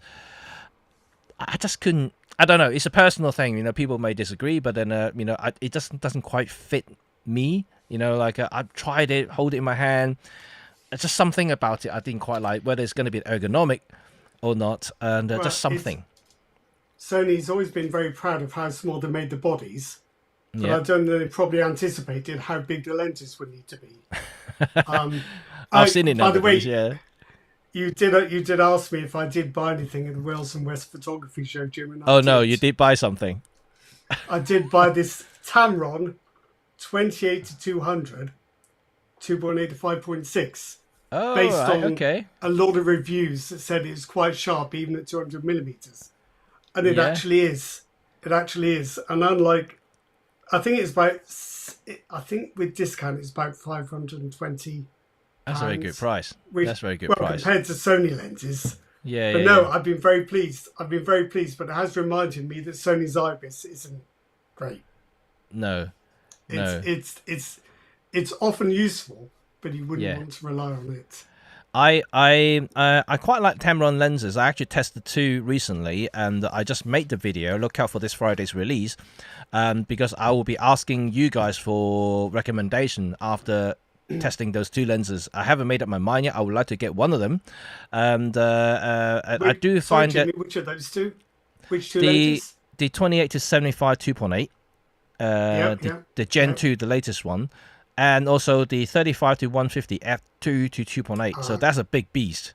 And Haven't used either. um, both of them give me good results, but you know they have good and bad about each of these lenses. So that's why I made the video, because I'm quite keen to get one of them for my work, and but I just can't make up my mind yet. But obviously the 35 to 150 is extremely expensive compared to the 28 to 75. It's basically double the price. But then you do have the 35 f2, which is quite useful on its own for that particular focal length at f2 aperture. You can do some environmental portrait, you can have subject separation quite nicely, have that unique look out of it, while the 28 2.8 doesn't quite cut it yet, even though it's got a nice focal length of 28, which I like, but then it just doesn't have that pop that I was looking out for if I do portrait. Yeah. This is not your favourite focal range move, but I've also got this. It's the Tamron 20 to 40 f2.8. Oh, right. Very unusual configuration, but unexpectedly good lens. I've tested a lot of Sony lenses, including G Masters, and I think for all practical purposes, these Yeah, lenses are up there. I don't think yeah, they're as good, but I yeah, think you'd have to look pretty hard to see the differences. yeah. But yeah, I think Tamron lenses are very good at the moment. Yeah, I think so. I mean, Interesting. How's that 17 to 70 going on your XM3, uh, XM5? good, good. I mean, I haven't made the video yet. I'm still testing it, but I've used the Yeah, XM5 with that lens for a couple of my pro shoots, actually, even the last couple of days. And even this morning, I did a shoot with that lens. It's magic. That lens is extremely good, because for the price, it's only 600 and something pound in the UK. yeah, It's yeah. exceptional value for a constant 1.8 aperture zoom lens, and it doesn't break the bank, and it works so well with APC sensors. So like if you got an APC camera, it's definitely worth trying that out. But I think it's currently only available on the X mount and Sony E mount. I don't think it has any other mounts at the moment. So if you got a Canon or Nikon APC cameras, you don't have that option at the moment. They may release one for Nikon Z, but definitely not Canon, I don't think.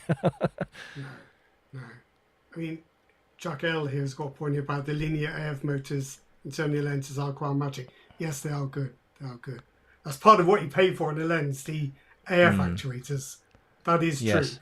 I think third-party ones are getting pretty good though. The Tamron uses linear motors, and they Yeah. are very quick. I've got some Canon lenses. I've got some primes which I think are still using the micro USM Is Oh, that what it, no, it's not USM. It's they all got different names, to be honest. yeah, but they're quite horrible. They feel like Right. they almost feel like contact lenses Yeah. because they're Oh. quite rough. Exactly. It's like hearing them for real. Yeah. Strangely, the Canon consumer zooms Yeah. silent and fast, but It, those it, consumer primes not at all. no. But I mean, I just think that even with the same motors, well, designated letters, whatever the manufacturer use, like the Yes, yeah, Tamron, they use VXD as one of the top line motor, like the USM motors from Canon, yeah. and or STM, whatever. The VXD lens on the 28 to 75 is a lot slower than the 35 to 150, even though they both have this claim to have the same motor or same design. Interesting. Because I struggle to get any reasonable hit rate with the 28 to 75 with my test. I found it way more successful with the 35 to 150 for even at the same speed. So like it's weird. It's weird. One is hitting a lot better than the other, so it's kind of weird. That is interesting. Yeah. It's So it's nano USM for Canon, isn't it? yeah, That's something like that. yeah, I completely fallen out of touch of these names now. Like since since the USM days back in the Canons, the Canon cam. I think on full frame lenses at least, then linear motors are the thing to go Right. for. They do seem to have the speed and the quietness. Yeah, So, yeah. And Sony often puts two in. Yeah. More, Oh yeah, and probably. I've seen them. Yeah. Yes. Yeah. Okay, let's just have a look at it. They've got one here, Lim 2001 Burger, say MFT body needs to get small again. Do you think so? It's quite interesting thought because we talked about this a lot. It doesn't work. Like if you're looking back the GM1 and the GM5, for instance, they are tiny camera, but it's really hard to hold. You think about look, I could barely hold it with 3 fingers, so this is how small it is. And handling wise, at best you can fit in one of these pancake lenses. It definitely can't use anything bigger than that because it's so compact and so light. Obviously, this is an older camera. It doesn't have any thumb grip whatsoever. It doesn't even have a horseshoe, so you can't even mount anything to it to kind of improve the ergonomics of it. So really, you're holding it, have to be whole-handed, like 2 hands, like a compact camera, point and shoot camera, just like take it like that. And yeah, does it need to be this small? I would like to see one. Yeah, go on. Sorry. I think the pens are a good size. The Pen F is a little bigger, but the other pens were always a good size. But it's only because you've got the EVF.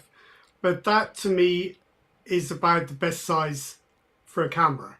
Anything smaller, I find awkward to operate. The thing I find most often is not necessarily the grip, but the controls are a bit close together. Yeah. And you do stuff in a hurry and you do it wrong. And it takes you twice as long to get the shot because you have to undo the thing you did wrong and then press the right button. It's that kind of stuff, really.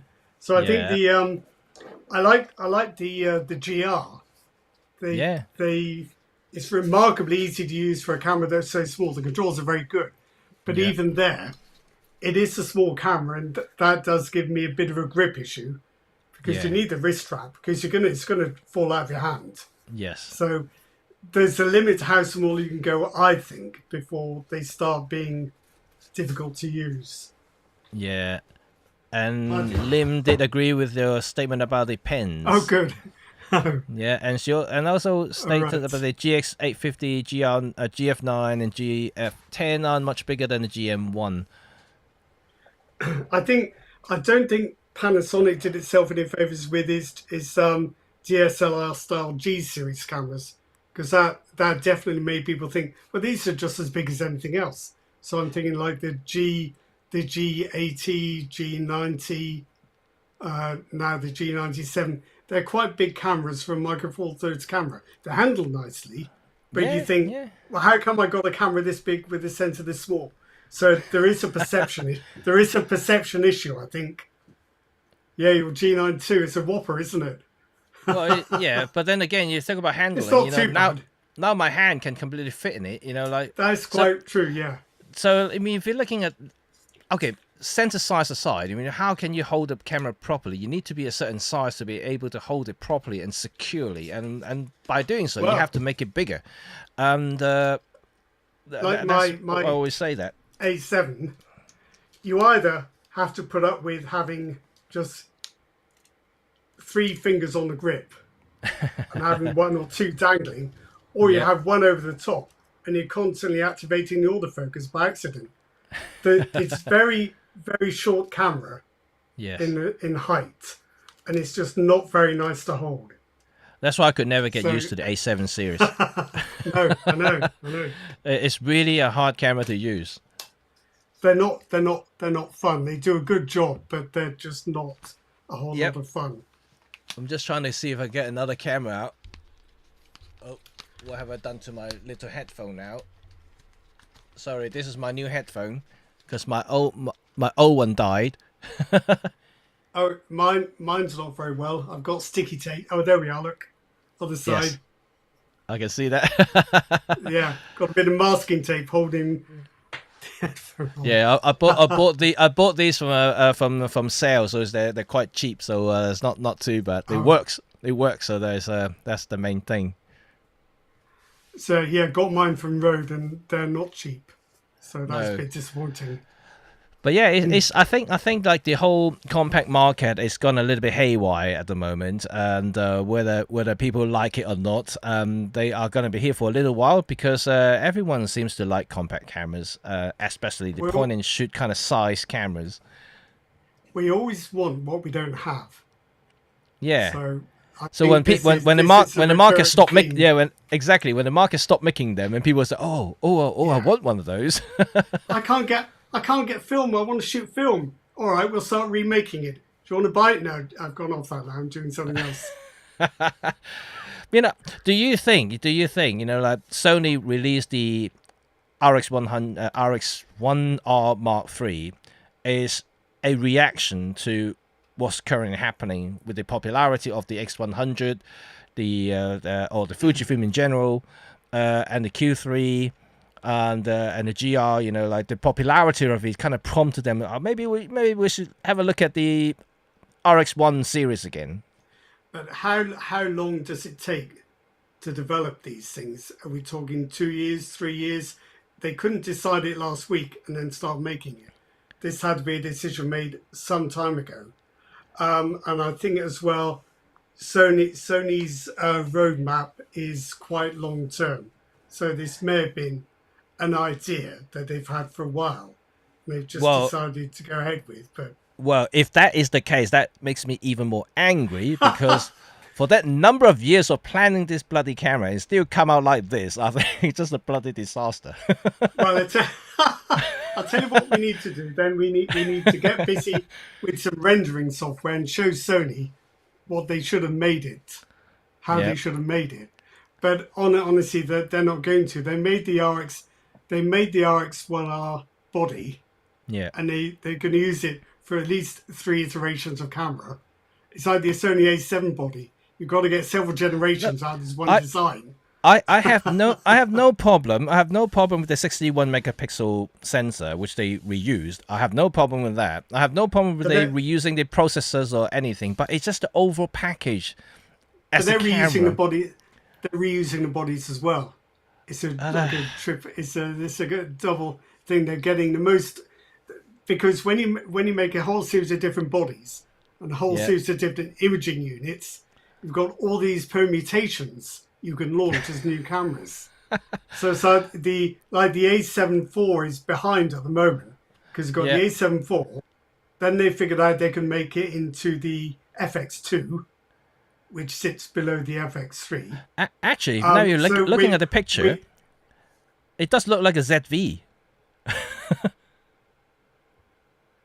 Yeah, but the ZV doesn't have an EVF, does it? It does look a bit like a... Yeah, but this all started long before the ZVs. No, we don't need more conspiracies. but you could argue that from making the RX1R, Sony thought, do you know what? We can make a little version of this and maybe call it the RX100. I don't know which came first. I don't know which came first. So on this note, who do you think next going to release something like this? Canon or Nikon? Do you think they're going to release a compact camera? You know, like Canon has been rumored to release a retro style camera for a while, but then It's not. not so far. It's Nothing's is reality yet. it's just not Canon style, is it? For its mainstream products, it's just not Canon style. Well, you never know though. I don't. Sony did I don't release think some so. horrible vlogging cameras, and then But they are developments and adaptations of what they already make. So you could say that the ZV-E10 and the ZV-E10 Mark II, the APS-C ones, were actually a new design. yeah, If you count taking out the viewfinder as being a new design, yeah. but you could argue it's a new design. So well, yeah. So yeah, Lim 2001 Burger, is that, if I got that right? Saying, yeah, the ZF and Zephon C, ZFC were Nikon's answer, and they were good answers too. But I think They, Nikon's done that, so I don't think yeah, we're going to see whether they'll do it. I think Nikon has put compact cameras behind it way back. Coolpix is dead. There was but the you know, Coolpix A, which was a but nice camera.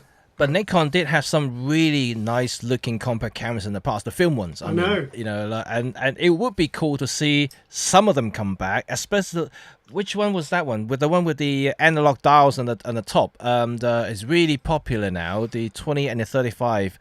Oh, I can't remember the name of it. The 28 Ti and Gordon has one, and I can't remember the name of it. It's brilliant. It's beautiful camera. I mean, I would like to see something like that come back. Film cameras, but I would like to see it. I would like to see a digital version of it. It's roughly the same size as the RX1R III here, and but it's way better looking. And so I mean, if Nikon decided to bring one out, and that will be awesome. That would be something to scream about. To be honest, I would like to see something like that. In Canon, I mean, they do have a lot of really cool looking film cameras before, not necessarily compact cameras, but certainly on the SLR side of it. If they make something like the AE1, like the A1 cameras, I would like to see something like that. It would be the answer to the Nikon ZF and ZFC cameras. I just think Canon is always looking forward, not back. I just don't. That is true. That is true. Look at the design of the cameras now. I mean, it's not something that I would say pretty, but then it's certainly futuristic. Yeah, the Coolpix A, that was the one that Nikon made. Just is closer to a Ricoh GR than anything else. That was a decent camera. Nobody bought it, which was a bit of a shame. I bet they could sell it today though. With today's sensors, just pop a new sensor in. So that would do pretty well. It's a decent camera. I personally think that camera makers who has a bit of a heritage should release something retro, just a little bit of throwback. I think they would do pretty well in those stuff.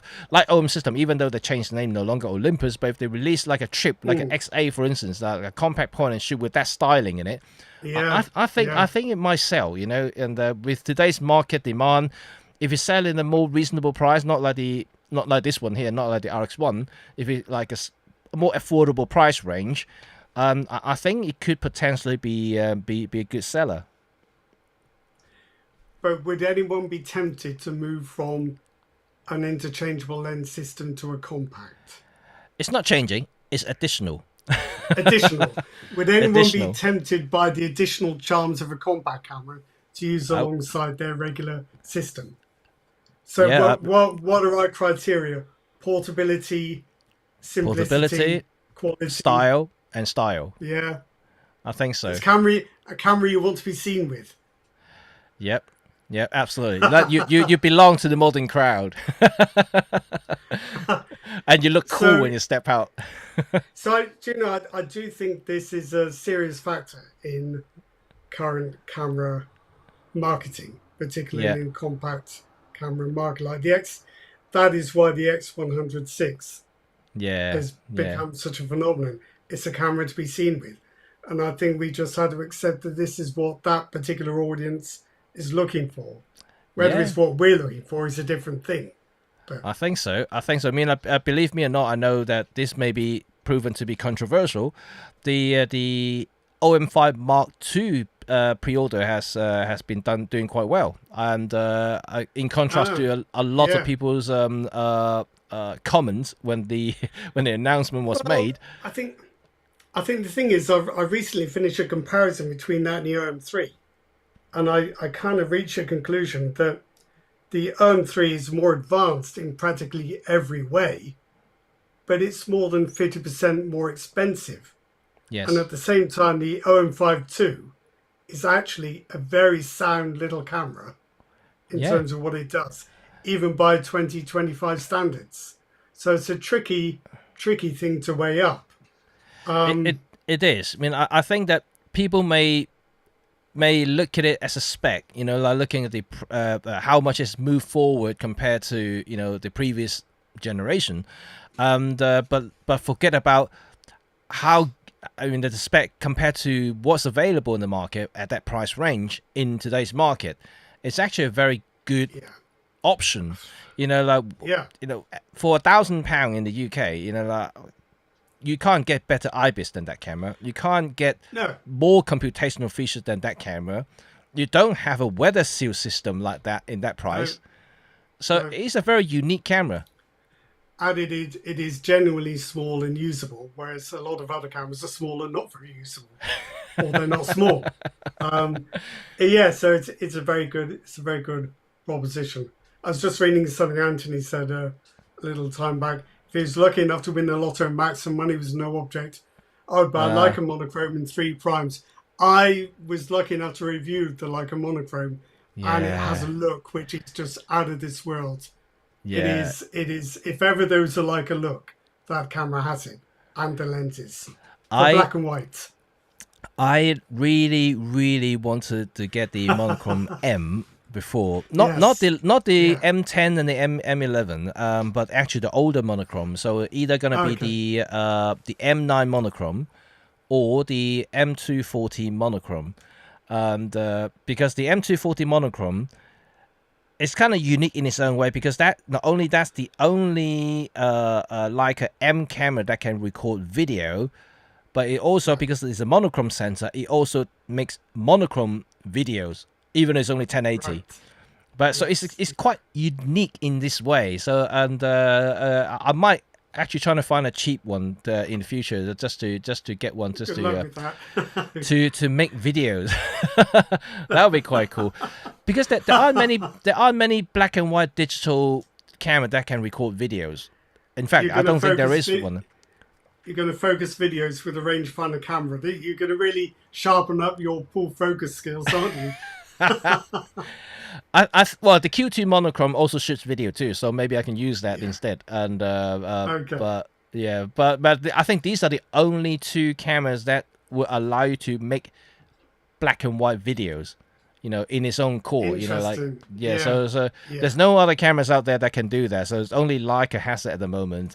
Yeah. So that would be quite a unique proposition for me. Maybe that's something I can convince my wife to Interesting. let me buy one of those. Well, especially if you also convince your clients it's worth a premium to have like a monochrome video. Yeah, yeah. You have to go Could back to try the old that. school days. Use color filters to correct the contrast and everything. So yeah, that well, good luck finding a cheap one. I love the I think I had the M10 monochrome. I haven't tried the M11, but it's just a marvelous thing to use. Also, because the metering on Leica M's is Yeah, fairly primitive compared to evaluative metering on mirrorless cameras. It always has an inclination towards underexposure, which is yeah, perfect for yeah, shooting raw because you get such a full range of tones. yeah. I want to respond to Lim 2001 Burger's message here. Let Yeah. me just go back to Okay. our faces here. And so this message, an EDC needs to be portable. I don't need style. I only need to impress other camera nerds. Yeah.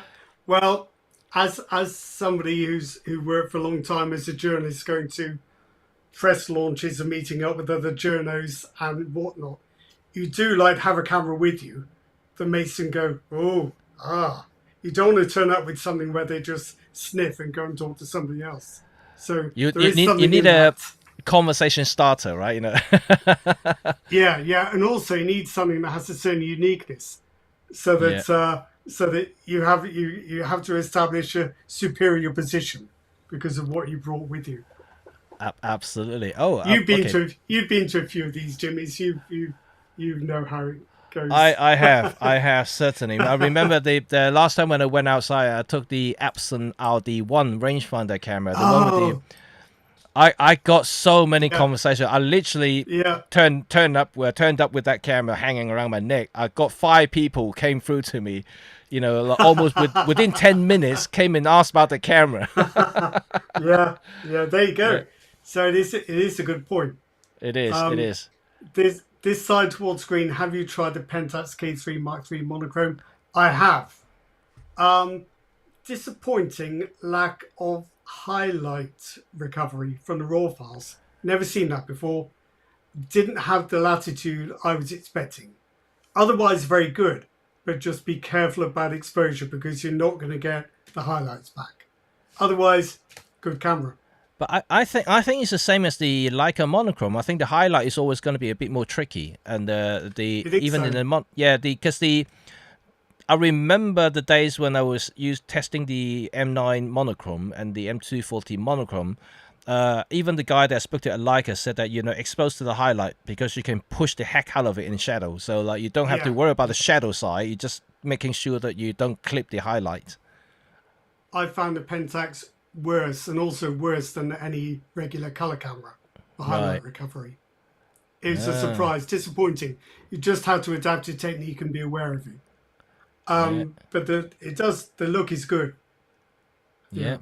Only if have managed to have a collection of K-mount lenses. Because they're far and few in between at the moment. It's a lens setup. They're so variable in their quality as well. Some are nice and smooth and quite decent. Some are just really rough. Yeah. Um, so and also it's quite difficult unraveling the specs to work out which are full frame lenses and which are APS-C Yeah. because the Pentax lens naming isn't terribly instinctive. You will get it No. eventually, but But I think I have nothing against Pentax. In fact, I love Pentax camera. I mean, in the general, cameras, the the bodies cameras are are well great. made, Yeah, ergonomically brilliant.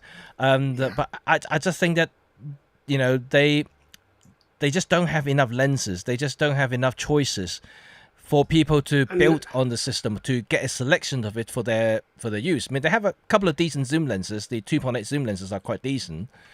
they're Um, quite big as well and quite expensive. they are big, I mean, but they are not, SLR lenses. yeah, yeah, they're not bargains. And No. the third party lens makers stop bothering. So you don't really have a choice anymore. No, so It's that's the Pentax or trouble. nothing. That Yeah, is the trouble at the yeah, moment. I think it's a lens choice that really kind of put people off. I mean, you buy the body, it's great, but then what lenses can you get on it? And that's the same. yeah, yeah. What lens is going to get for it that you would really value? Yeah, You can get lenses that work, but will you like them? yep. So that's the trouble. I like to have a Pentax camera one day. I still have the K10D. Remember that? I still have one. Yeah, yeah, Yeah, yeah. and I just don't have I any like lenses on it. had the KS1, which had loads of LEDs on the back. It looked like Close Encounters of the Third Kind with all the lights. That was a nice camera. Yeah, yeah, I like that camera. Anthony, unfortunately, the thing of Olympus selling the camera division to RD and medical and scientific divisions no longer available to OM I don't know. system. I don't know. Do you think camera R&D would have gone with the No, camera pack? The R&D actually gone to the OM system, so might have Yeah, to correct you because in fact the OM system actually doing R&D work for Olympus, and then right, right. some of the products are actually being sold back to Olympus. So there's a nice exchange there, and that's the latest from my guys at OM. So yeah, things are moving on. I think that the R&D did go with OM system, so they are now Right. designing their thing. So we may see some new lenses coming out from them. In fact, I think we have a couple of new lenses already. But yeah, you will see some more new lenses in the coming year. So you may be surprised what they're going to have in store. We'll see. We shall We'll see. see. And also, Anthony, want to continue that? We're going to start wrapping up now. I want to see a new 24, 26 megapixel and the next flagship camera from OM. Otherwise, I fear the company is gone. I'm not too bothered about the sensor. What do you think, Rod? I think there'll be people who care about having a stacked sensor, and there'll be people who care about having 25 megapixels. They won't necessarily be the same people.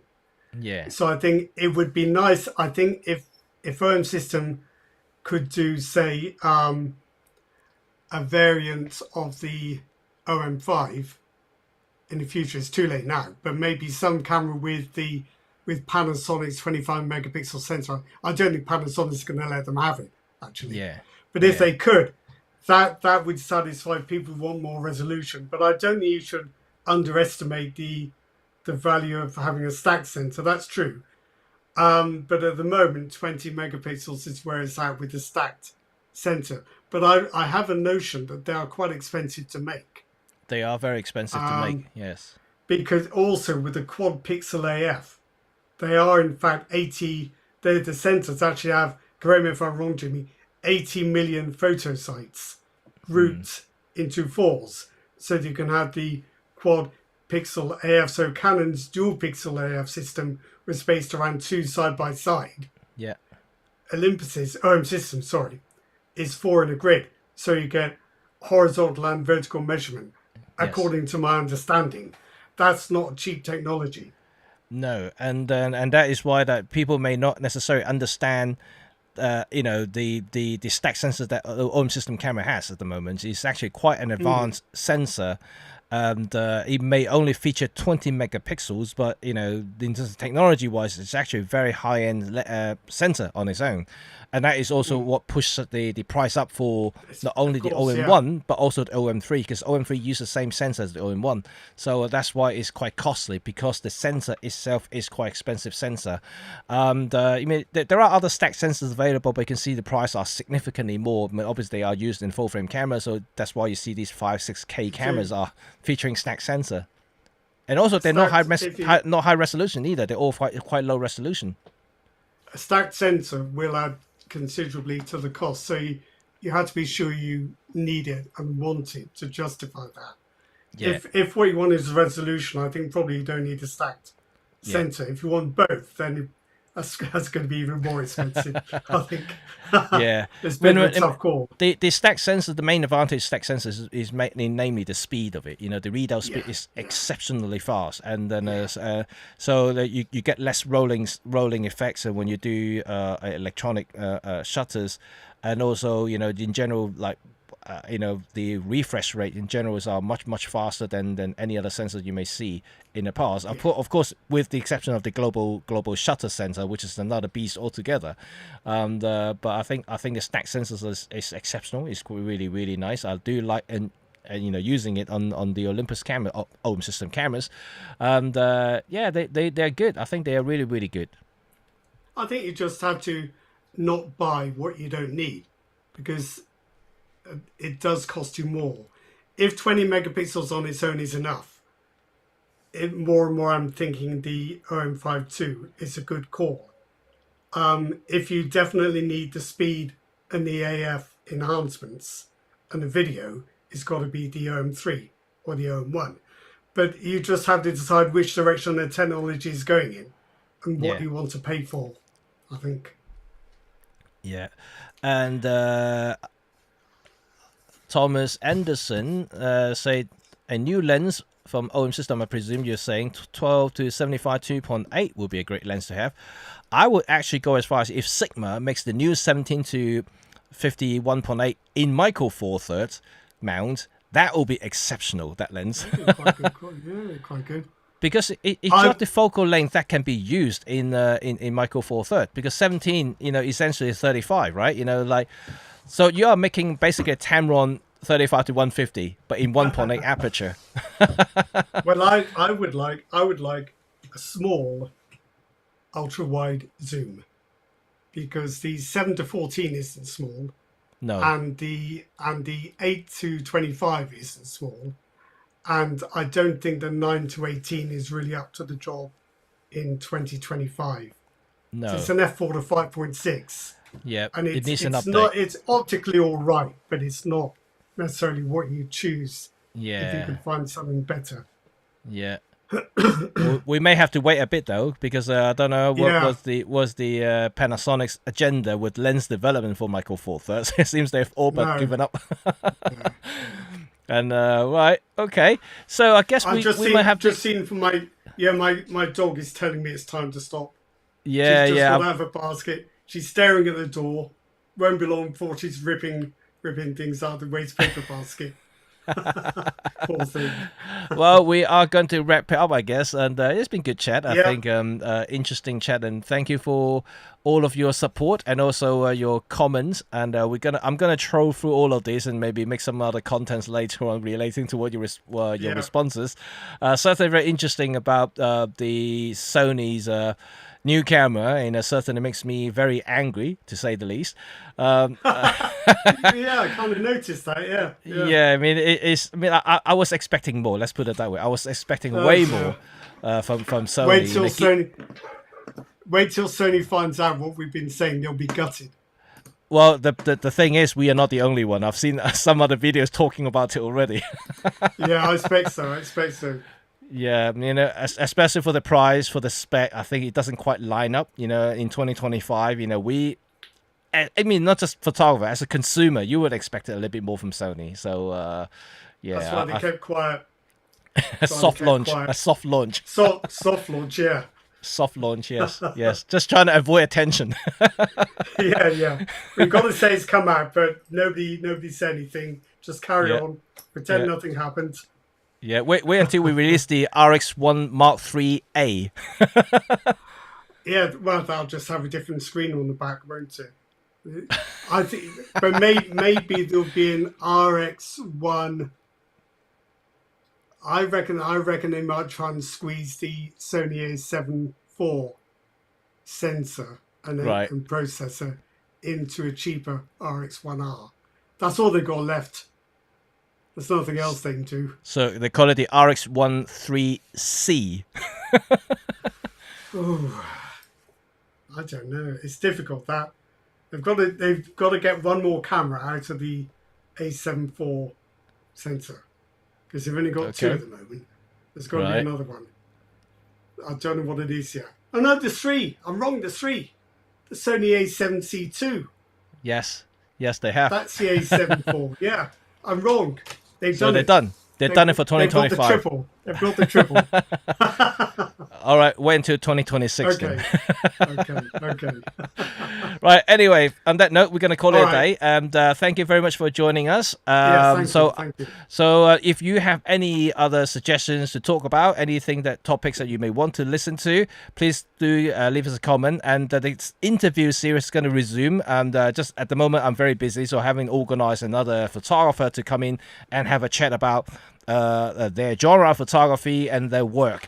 I'm keen to continue that series because it's very interesting. I think it's very educational and also inspiring, not only for all of you, but for myself as well personally, because I always like to look at other people's work, look at other people's effort into their photography, their craft, and I would like to learn from them as well. So it'll be interesting to look at their work as well as others. So yeah, I'm going to continue that series. So stay tuned and watch. Look out for this future live interview that we're going to do with them. I'm pretty sure that will be quite interesting for you. But if any genre of photography in particular that you'd like me to look into, whether it's going to be wildlife, street photography, travel photography, let us know in the comment section below as well, so I can target these people and bring them in, and so you can appreciate them as well. So yep, thank you very much, and I will see you all very, very soon. And yeah, don't forget to subscribe. Bye for now.